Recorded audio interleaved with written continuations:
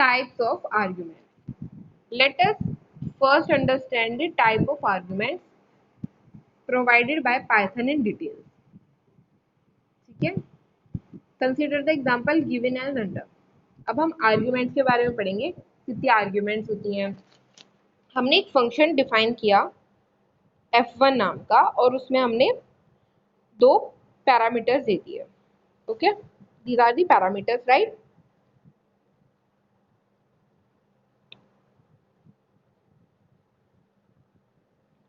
उसके बाद हमने क्या किया, f1 में आर्ग्यूमेंट पास करी.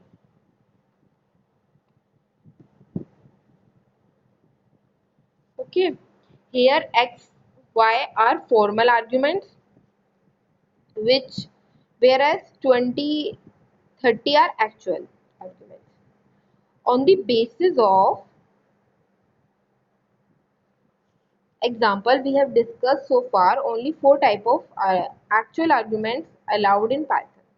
They are positional arguments, default arguments, keyword arguments, variable length arguments. So these are the four types of arguments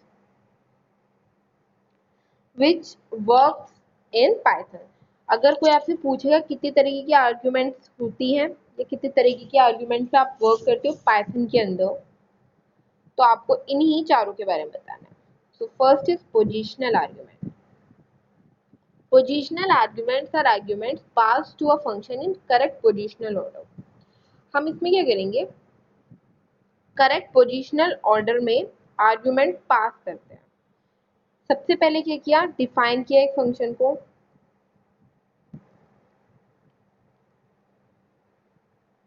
okay, उसके बाद हमने क्या किया, फंक्शन का नाम लिया विच इज सबट्रैक्ट.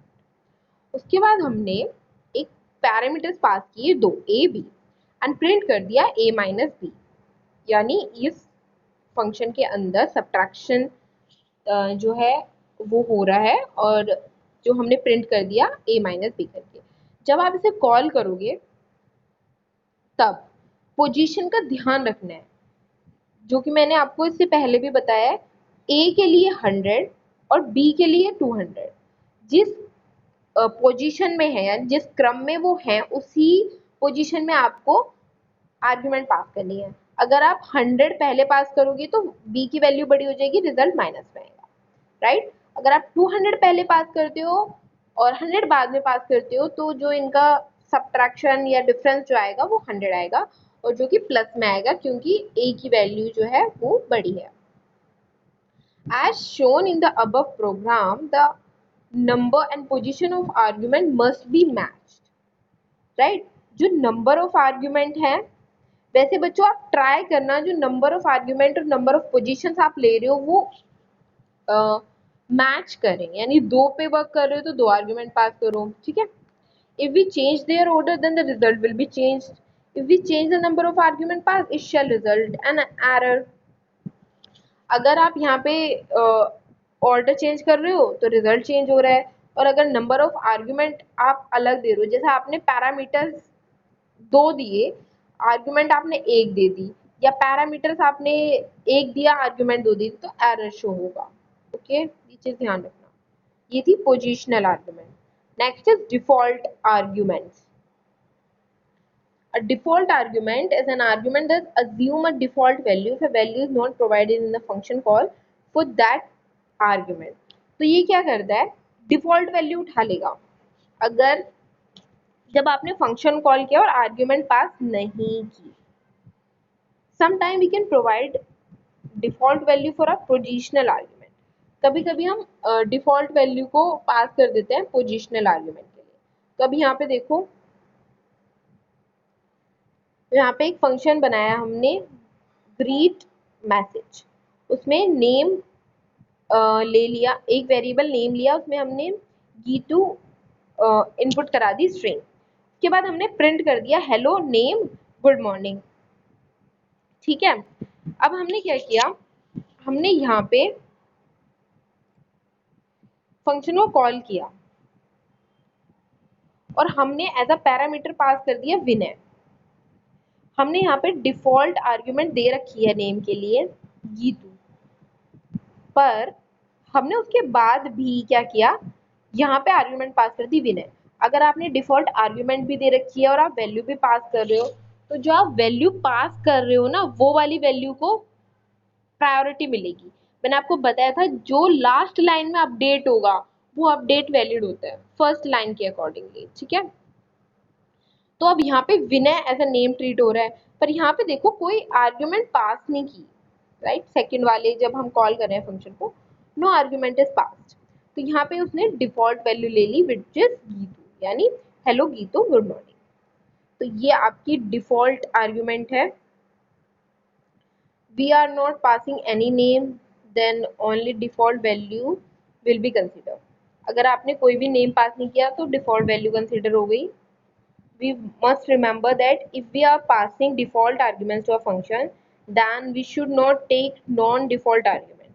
अगर हम पास नहीं कर रहे डिफॉल्ट आर्ग्यूमेंट एक फंक्शन के लिए, तो हमें नॉन डिफॉल्ट वैल्यू पे वर्क करना होगा, अदरवाइज जो है वो एरर शो करेगा। अब यहाँ पे देखो और अच्छे समझ आएगा आपको।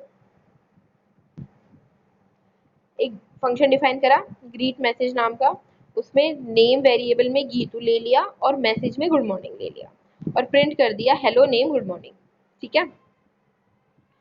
दोबारा से हमने फंक्शन डिफाइन किया। अब मैंने आपको फंक्शन ओवरलोडिंग कराया था ना, फंक्शन ओवरलोडिंग, देखो फंक्शन ओवरलोडिंग हो रहा है यहाँ पे, एक ही नाम के 3 फंक्शन बन गए हैं। ये मैंने आपको कराया था, पता एसक्यूएल में कराया था, कौन से चैप्टर में कराया था, function overloading and operator overloading,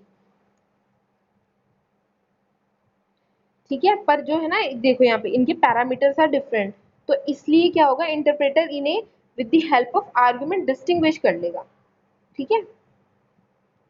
तो यहाँ पे देखो ये हुआ, हमने नेम और मैसेज यहाँ पे प्रिंट करा दिया, ये भी वैलिड हुआ।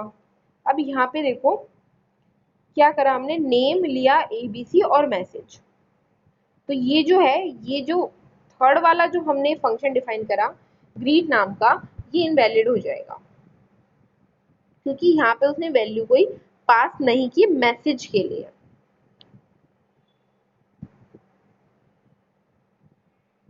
Okay, and there is no default value as well, right?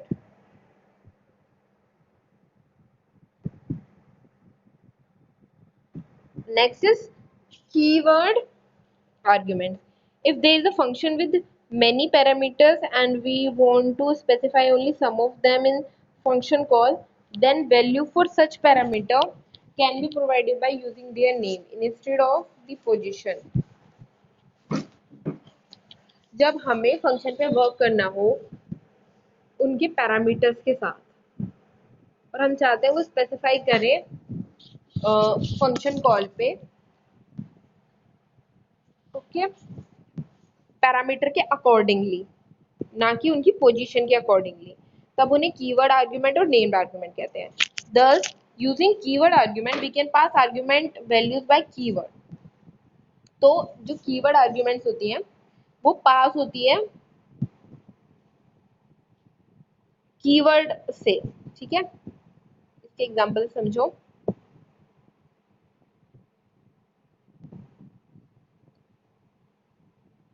ये देखो यहाँ पे हमने एक फंक्शन डिफाइन करा ग्रीट मैसेज नाम का और उसमें 2 argument they the name and message, ठीक है।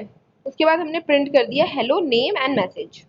तो जो नेम एंड मैसेज है वो यूजर डालेगा क्योंकि यहाँ पे पैरामीटर्स हैं एंड हमने कोई डिफॉल्ट वैल्यू दी नहीं है। तो अब जब फंक्शन हमने कॉल किया तब हमने विनय का नेम दे दिया और मैसेज दे दिया गुड मॉर्निंग। उसके बाद जो नेक्स्ट में है हमने क्या किया, मैसेज पहले दे दिया और नेम बाद में दे दिया।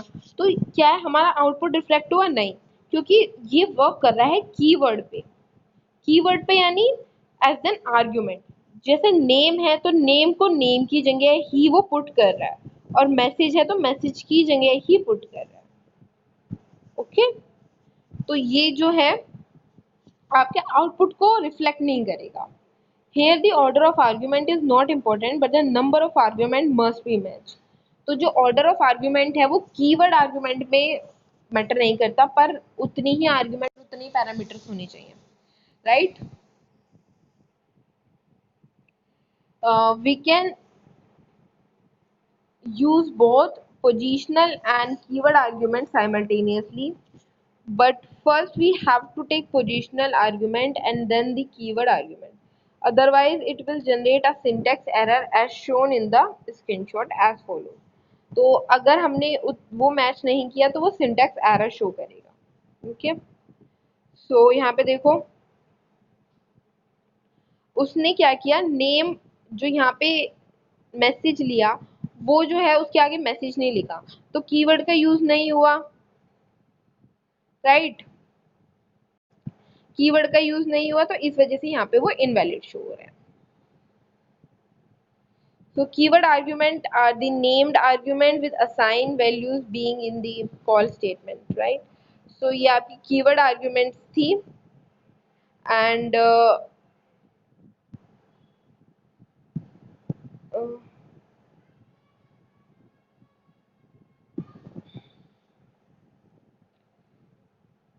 आपकी ये डिफरेंट टाइप ऑफ आर्ग्यूमेंट्स हैं, राइट? उनमें से कीवर्ड आर्ग्यूमेंट्स भी हैं. सो अब इसकी हम एडवांटेजेस देखेंगे किस तरीके से वर्क हो रहा है. Using the function with keyword argument is easier as we do not need to remember the order of the argument.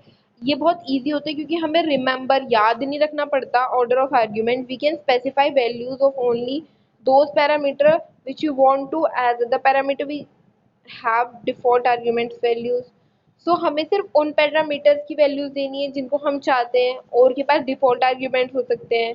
जैसे हम भूल गए सीक्वेंस वर्क करते करते तो हम दे सकते हैं, ठीक है, डिफरेंट सीक्वेंस भी दे सकते हैं. तो इस एग्जांपल में जो है दो डिफॉल्ट वैल्यूज दी गई हैं बी और सी की, राइट? पर ए के लिए जो है ना वैल्यू यूजर को डालनी पड़ेगी.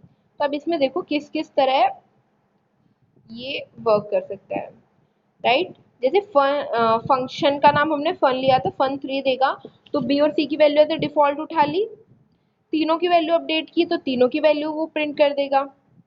अब यहाँ पे देखो ए की वैल्यू दी है और सी की वैल्यू अपडेट की है, पर यहाँ पे ध्यान रखना ए की वैल्यू जो है वो मैंडेटरी है देनी, क्योंकि ए की वैल्यू हमने यूजर से ही मांगी है और we doesn't specify the default value as well, right? तो इसमें देखो और फोर्थ में जो है वो ऑर्डर चेंज कर दिया तो वो मैटर नहीं करेगा. First and second call to function is based on default argument value and the third and fourth are using keyword argument. तो जो फर्स्ट और सेकंड है वो डिफॉल्ट आर्ग्यूमेंट वैल्यू यूज हो रही है और थर्ड और फोर्थ में कीवर्ड आर्ग्यूमेंट यूज हो रही है, okay? So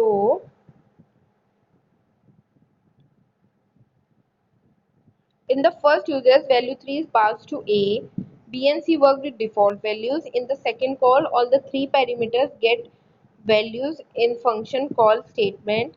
In third uses variable A gets the first value 25 due to the position of arguments and parameter C gets the value 20 due to naming value 25 due to naming, that is keyword argument. Parameter B uses the default arguments. So इस तरीके से वो कुछ work कर रहा है. तो keyword argument किस तरह काम करती है वो हमें समझ आ गया. अब हम देखते हैं variable length argument. This is the last type. As the name suggests, in certain situations we can pass variable number of arguments to a function. Such type of argument are called variable length argument or parameters. So हमने देखा कि हम अलग अलग situation पे अलग अलग तरीके के वेरिएबल्स को पास करते हैं. इनको वेरिएबल लेंथ और पैरामीटर्स, वेरिएबल लेंथ आर्ग्यूमेंट और पैरामीटर्स कहते हैं, ठीक है?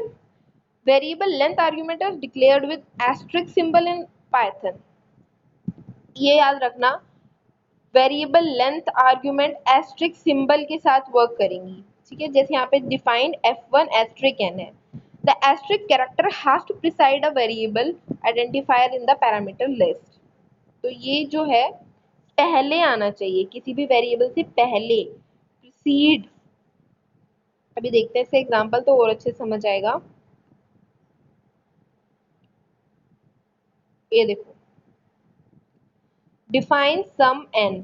अब हमने यहाँ पे वेरिएबल लेंथ ले ली, उसके बाद हमने क्या किया, टोटल 0 ले लिया, एक फोर लूप चलाया आई इन n, जो लेंथ होगी n की वहां तक, और टोटल में हमने सम कर दिया +1 और प्रिंट कर दिया the sum total.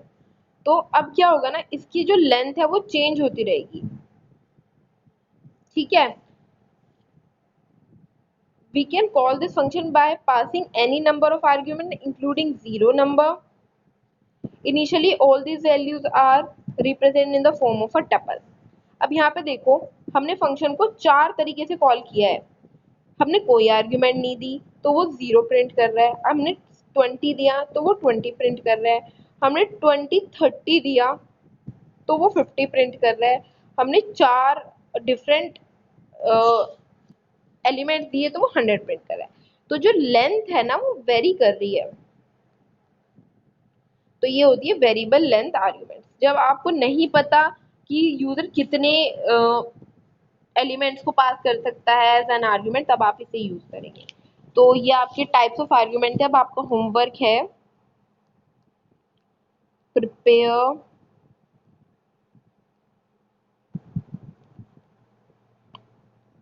Type of argument